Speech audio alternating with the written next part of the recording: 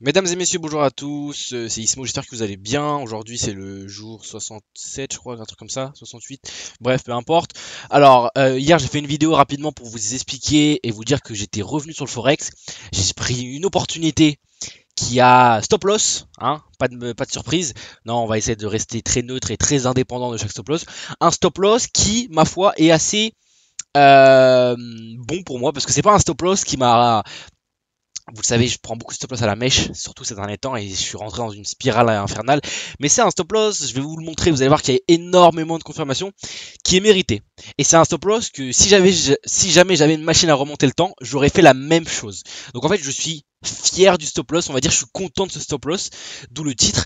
Bref, les gars, on ne va pas perdre plus de temps que ça. D'ailleurs, là, à l'heure où je tourne la vidéo, ce soir 19h, il y a FOMC, donc il va y avoir la conférence de la Fed. J'espère qu'il y a des prévisions de baisse des taux d'intérêt parce que là, je vous dis la vérité, les gars, c'est un enfer de trader sur le plateau. Hein. J'ai eu un commentaire très intéressant, mais j'en avais aussi déjà conscience bien avant. Mais s'il y a très peu de volatilité à l'heure actuelle sur les marchés, c'est évidemment parce qu'on est sur le plateau, donc on est sur le plateau de la Fed, des taux d'intérêt qui sont maintenus, qui sont inchangés, et donc il n'y a ni de hausse ni de baisse, d'où le fait qu'il y a peu de volatilité. Et donc vous savez que la volatilité, elle vient surtout des divergences entre les banques centrales. Ça, c'est la partie fondamentale. Quand vous avez une banque centrale qui commence à baisser ses taux d'intérêt et qu'il y a une banque centrale, par exemple, qui garde ses taux d'intérêt, bah on a juste à diverger entre les deux, et en fait, on a juste à aller sur la paire. Par exemple, euro-dollar, si on prend euro-dollar, imaginons que l'euro décide de maintenir ses taux d'intérêt à 4, je sais plus à combien, et que l'Amérique à l'inverse décide de les baisser, bah euro-dollar va avoir un gros impact euh, positif, d'accord, parce que du coup les États-Unis vont commencer à baisser les taux. Bref, j'en reparlerai, de toute façon c'est la partie plutôt fondamentale. Moi vous savez que je suis beaucoup plus technique. C'est parti, on va aller sur les marchés. Est-ce que vous voyez bien mon écran? Normalement c'est bon, tout est carré. Alors déjà je vais vous parler d'un setup de psychopathe. Vraiment, hein, un setup exceptionnel sur Euro USD que je n'ai pas saisi, que j'avais parlé dans ma dernière vidéo. On va aller rapidement dessus. Oula, qu'est-ce qui se passe? C'était donc ma dernière vidéo juste là. C'était ici. Vous avez vu, je vous mets des petits timelines ici là. C'est où? Attendez. Ah merde, j'ai oublié de modifier le trade. Bref, ici Euro USD. Ce setup là, j'en avais parlé. Je l'avais expliqué. Donc voilà, exactement ici, très beau setup. Je l'avais déjà loupé au moment où je tourne la vidéo. Au final, oula, qu'est-ce qui se passe? Au final, le setup, on voit qu'il est venu toucher mon TP qui était à la base ce niveau-là. Et il a refait ici une espèce de petite continuation, une pattern de continuation. Voilà, juste là comme ça. Il est revenu sur ce niveau pile poil de support. Ok, parfaitement ici. Il est revenu parfaitement sur les 50% de Fibonacci. Il est revenu parfaitement en 1 heure sur la moyenne mobile juste là. Il est revenu parfaitement sur le niveau de la résistance oblique juste là. Et donc, vous allez me dire, mais il est parfait ce setup. Pourquoi l'as-tu pas pris? Parce que je dormais. Voilà, c'était à 7h du mat, 8h. Les gars, je crois qu'il va falloir que j'avance mon réveil de 1 heure, hein, je vous dis la vérité. J'ai eu un commentaire aussi hier. Les années sont parties. Je crois que c'est lui qui me dit que voilà, faut pas changer. Le fait d'imaginer changer son heure de réveil, etc. pour ces opportunités, cette personne que j'ai lu, etc., a potentiellement raison, mais les gars, quand je vois que je loupe des opportunités comme ça parce que je suis en train de dormir profondément, bah je me dis un peu que bon, c'est un peu triste parce que là c'est vraiment un setup à forte probabilité que j'appelle. On a également une pattern de continuation ici, on a certainement une divergence sur le RSI, voilà, on voit que le RSI c'est pas ouf, mais enfin c'est pas ouf. Elle est légère la divergence, il y a une petite divergence ici entre ce point bas ici et celui-là, on voit que ça diverge ici. Pareil ici, là on voit que ça monte, tandis que là à l'inverse ça baisse. Donc bref, setup très intéressant. Je suis pas frustré honnêtement parce que voilà, c'est mes horaires de trading et puis le setup il est là et il est parti et il y aura toujours des setups. Mais en tout cas, magnifique setup sur Euro USD. Voilà. Rapidement, maintenant on va passer au stop loss que j'ai pris. Je vous ai expliqué, j'ai pris un stop loss qui est donc sur, vous le voyez ici, CHFJPY. Un stop loss qui, à vue d'œil, vous voyez, on dirait que je me suis fait liquider. En vrai, c'est peut-être le cas. Maintenant, je vais vous commencer parce que de toute façon, j'avais déjà expliqué toutes les confirmations sur cette vidéo. Allez la voir. J'ai expliqué en détail. Là, je vais les expliquer, mais beaucoup plus rapidement. Donc, si vous comprenez rien, si vous débutez au trading, vous n'allez peut-être pas trop bien comprendre. Mais en gros, quand on se met sur du haut time frame, donc on se met sur du daily, weekly, des unités de temps, des horizons temporels beaucoup plus larges, on voit que, enfin, on voit la tendance sur CHF JPY, elle est bullish depuis l'infini, hein, parce qu'évidemment, CHF valeur refuge refuge, yen, taux d'intérêt négatif, donc évidemment que la contraction et la divergence de ça, bah, ça donne une paire qui est voilà, qui est très bullish. Enfin, c'est HF qui prend de la valeur au fur et à mesure du temps. Voilà, c'est une valeur refuge. Bref. Alors, pour expliquer l'opportunité, donc déjà ce qu'on avait ici, c'est que le prix il était en train de revenir. J'ai tracé, j'avais déjà expliqué, mais j'ai tracé mon Fibonacci. On voit que le prix il était en train de revenir pratiquement, parfaitement, chirurgicalement, si vous voulez, sur les 50% de Fibonacci, d'accord. Donc il revient sur ces Fibonacci là. Ensuite il repart à la hausse. On va se mettre en mode replay, ça va être un petit peu mieux. On va voir le setup. Donc ensuite il repart à la hausse. Donc première confirmation, le Fibo de 50%. D'accord.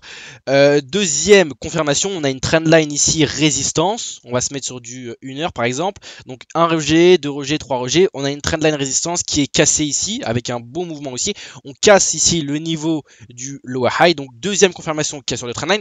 Troisième confirmation, cassure du lower high juste là. D'accord. Le lower high, pour ceux qui ne connaissent pas, quand vous avez une tendance baissière, d'après la théorie de dos, les points bas sont de plus en plus bas et les points hauts sont de plus en plus bas.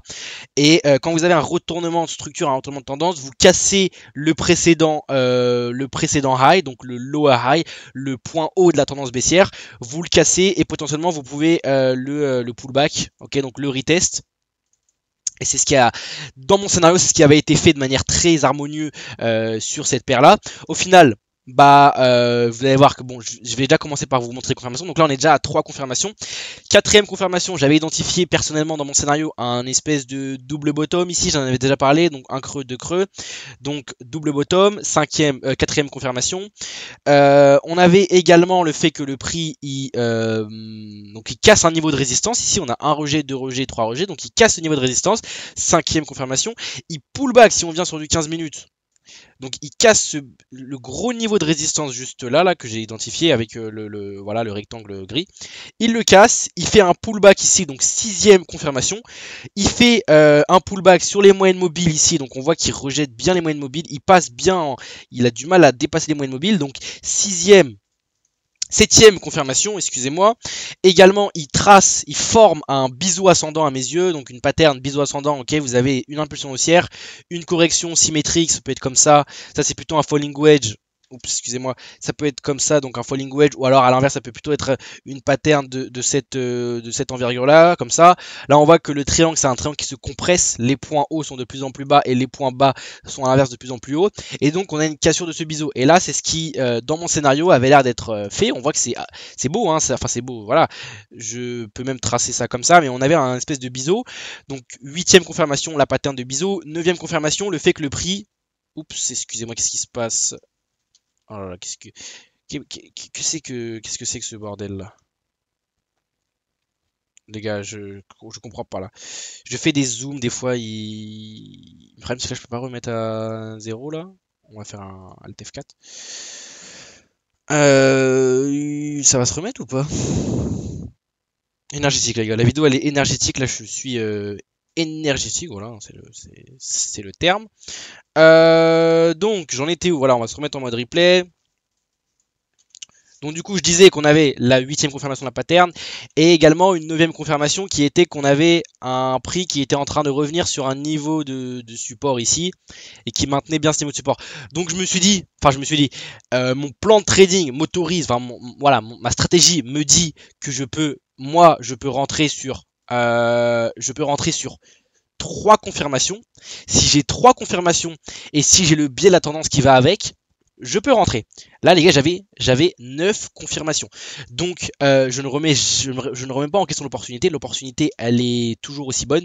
Ce qu'on peut par contre remettre en question et ce qu'on peut dire qui est négatif, c'est que donc j'ai pris l'opportunité. On va le voir hein, sur mon application. D'ailleurs, je trade avec CTrader pour ceux qui connaissent. Je suis en train de me faire la main, donc je suis encore débutant. Mais donc, quand on va sur l'historique, on voit CHF-JPY. J'ai perdu environ $50, donc c'est pas énorme sur un compte à 46 800. Bref, un compte théoriquement à 50 000, mais vu que je suis en drawdown, je suis à pratiquement moins 6%, moins 7% même. Donc malheureusement, voilà, j'ai pris mon stop loss sur l'application CTrader. Mais les confirmations sont là, les gars. Évidemment que les confirmations sont là. J'ai 9 confirmations. Maintenant, ce qu'on peut remettre en question, et je suis d'accord avec vous, c'est le stop loss. Ok, c'est vraiment le stop loss. Pourquoi? Bah parce que j'ai placé un stop loss qui certes invalidait mon scénario, c'est-à-dire que si jamais le prix venait casser ce niveau ici là, à mes yeux, bah on n'était pas forcément sur une structure haussière. Au final, le stop loss, il a pris enfin le prix a mangé, enfin est venu sur mon stop loss. On va mettre de toute façon le replay. Donc voilà, j'ai pris mon stop loss sous les coups de 15 heures, j'avais déjà expliqué. Et au final, ce qu'il a fait, le prix, de toute façon, on va enlever le mode replay, c'est bon, c'est fini. Le prix, c'est qu'il s'est retourné juste derrière et on voit, de toute façon, là, il a explosé. Hein, donc là, il est, je pense sincèrement qu'il va pouvoir aller à l'objectif de TP estimé sans souci, vraiment sans souci, parce que on est sur un range, donc en soi, on est juste sur, là, on était sur le bas du range, on est venu le réintégrer de manière très forte avec une bonne dynamique haussière. Là, on a le haut du range. À mes yeux, même s'il y a des zones ici de retournement, par exemple ici on voit qu'il y a une belle zone, là il y a des rejets par là, voilà des petits rejets, tac, tac, tac. Il y a des petits rejets un peu partout. Donc certes ça pourrait être une zone de rejet ici, à mes yeux le prix a beaucoup plus de probabilité de venir sur mon objectif de TP que se retourner totalement. Et donc, ce qu'on peut remettre en question, et ça je vous l'avoue, je suis d'accord, c'est mon stop loss qui n'invalidait pas totalement le scénario, mais le délire c'est que mon stop loss, pour qu'il invalide le scénario, c'est de le placer sous ce plus bas là. Vous êtes d'accord avec moi si je le place sous ce plus bas là ici? Donc ça invaliderait théoriquement le scénario. Mais dans un, voilà, on a un risk-reward ratio de 1 pour 64, donc je me dis honnêtement que l'opportunité pour moi est toujours bonne. Enfin, est toujours bonne, oui, de toute façon, l'opportunité est partie dans le bon sens, c'est que j'avais un scénario et un biais qui était vraiment intéressant. D'autant plus que j'ai 9 confirmations, je n'ai jamais eu autant de confirmations sur un trade, les gars, vraiment, j'ai jamais eu, si j'ai quand même eu des trades avec beaucoup de confirmations, mais là j'avais énormément de confluence. Donc évidemment c'est des probabilités, mais là les probabilités étaient très bonnes de mon côté. Malheureusement, je n'ai pas pu saisir ça, c'est très dommage. Au final, le prix, ce qu'il est venu faire, c'est qu'il est revenu hein, sur ce niveau de support juste là. Mais donc, ce que j'aurais pu me dire, ça aurait été de me placer comme ça et de mettre un stop loss sous ce plus bas là. Certes, c'est possible. Et d'attendre, par exemple, voilà, un niveau comme ça et de mettre, voilà, est-ce que ça rentre? Même pas, de toute façon, même ça, ça ne marchait pas parce qu'on voit qu'on a un risk-reward ratio de 2.7. Dans ma stratégie, je suis autorisé à rentrer sur uniquement des risk-reward ratio de 1 pour 3. Donc potentiellement, je risque 1% et je gagne minimum 3%. Donc si je risque 1000 $, je gagne minimum 3000 $. De manière utopique, évidemment, le trade peut ne pas aller à l'objectif initial, enfin l'objectif final, pardon, au TP. Mais bref. Au final, bah, de manière, même si je l'aurais pris pas, j'aurais pas pu le prendre. Donc, je me suis dit que sur du 15 minutes, et en soi, ça a invalidé quand même mon scénario. Bah, sur du 15 minutes, je m'étais placé sur le haut du biseau à peu près à ce niveau-là. J'ai mis mon stop loss sous ce plus bas là, environ. Théoriquement, si jamais le prix, voilà, si on regarde juste à ce niveau-là, pour moi, le prix, bah, la dynamique est peut-être un petit peu plus baissière en termes de probabilité. Au final, bah, je me suis fait stopper. Je me suis fait, je me suis fait stopper. Mais je suis pas du tout. Ce stop loss là, en fait, je suis très content de l'avoir pris parce que c'est-à-dire que c'est un stop loss vraiment que la remise en question que je peux me faire en soi sur cette opportunité, c'était peut-être de attendre un petit peu plus, de pas forcément me précipiter. Je suis d'accord avec vous, ok, peut-être. Mais derrière, je ne peux pas prévoir en fait. Je n'ai pas une machine pour savoir si le prix va partir ou non. Moi, mon métier, moi, mon job, c'est d'avoir mon système, d'avoir mon plan de trading, d'intervenir sur ma zone si j'ai des confirmations, si j'ai des confluences. Et puis voilà, c'est tout. Je ne peux pas savoir si le prix va aller plus bas pour repartir à la hausse. Moi, j'avais des confirmations sur le moment, j'avais beaucoup de confirmations. Je me suis placé sur le moment, au final, je me suis fait sortir, c'est reparti à la hausse. C'est triste, mais c'est comme ça. C'est-à-dire que là, ce stop loss là, je ne peux rien y faire. C'est un stop loss qui devait être pris. Et j'avoue que mentalement, je peux peut-être être affecté dans le sens où je suis dans une grosse série de paires. C'est-à-dire que je crois que je suis à, si je vous dis pas de conneries, 7 paires d'affilée, les gars.